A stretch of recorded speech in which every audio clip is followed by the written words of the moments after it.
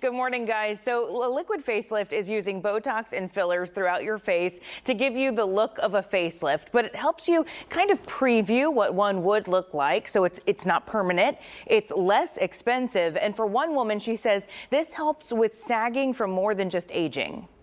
Years ago, 𝗪𝗲𝗪 experienced Bell's palsy. It only lasted about a week for me, and so I didn't really have any issues. But like I said, as I've gotten older, the right side of my face has definitely gotten weaker and weaker. She's now wanting to look younger, but feels too young to make any surgical changes. So I just recently turned 50, and sometimes you look in the mirror and you're like, well, this just doesn't look accurate. I don't necessarily notice it when I look in the mirror sometimes, but then I see pictures and think, oh my goodness, it's like, this whole side of my face is so much less. Which makes her a great candidate for a liquid facelift, according to Dr. Sanaz 𝗪𝗺. I was in the room as Deanne got numbing cream, some Botox to plump and weigh some areas down, while using filler to add volume and lift other parts of the face.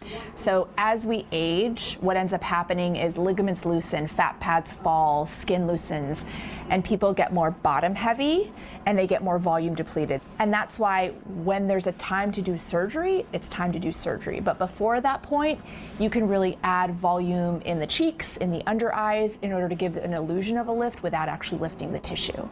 You can add some fillers in the chin or some fillers along the jawline to give a more sculpted jawline and to make it look more lifted without actually lifting it with surgery.